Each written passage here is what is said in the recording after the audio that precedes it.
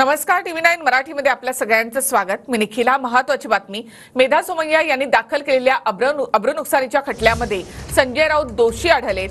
माझगाव कोर्टाने 15 दिवसांची कैद संजय राऊत यांना सुनावली होती। संजय राऊत यांना 15,000च्या जात मुचलक्यावर यामध्ये जामीन मंजूर झालाय।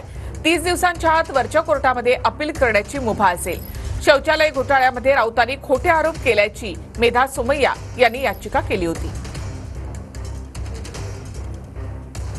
मीरा भाईंदर शहरामध्ये एकूण 154 सार्वजनिक शौचालय बांधण्यात आली आहेत। त्यातील 16 शौचालय बांधण्याचं कंत्राट मेधा सोमय्या यांच्या युवक प्रतिष्ठानला मिळालं होतं। बनावट कागदपत्र सादर करून मीरा भाईंदर पालिकेच्या अधिकाऱ्यांची फसवणूक केल्याचा आरोप होता।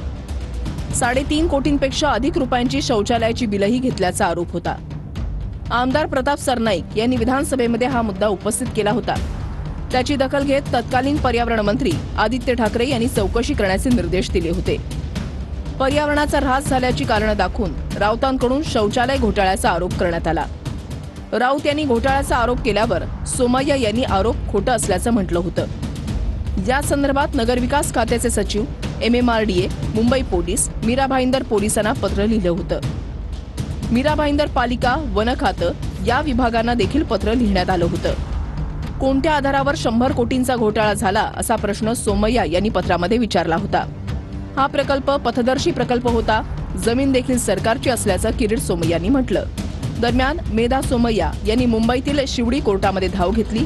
आपल्यावरील आरोप बिनबुडाचे असल्याचं सांगत राऊतांविरोधात मानहानीचा दावा केला। सगळ्या प्रकरणामध्ये घोटाळा झाल्याच्या तक्रारी आमदार, खासदार, महानगरपालिका, विधानसभा सगळ्यांनी केलेल्या आहेत।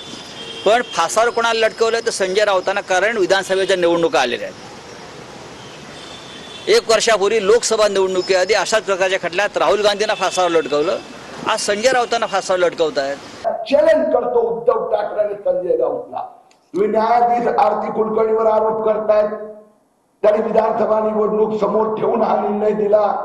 मोदीजीचा मुद्दा आणून त्यांनी दिला। त्याच्यामध्ये हिंमत असेल उद्धव ठाकरे आणि संजय राऊत त्यांनी सुप्रीम कोर्टात जावं, हे सगळं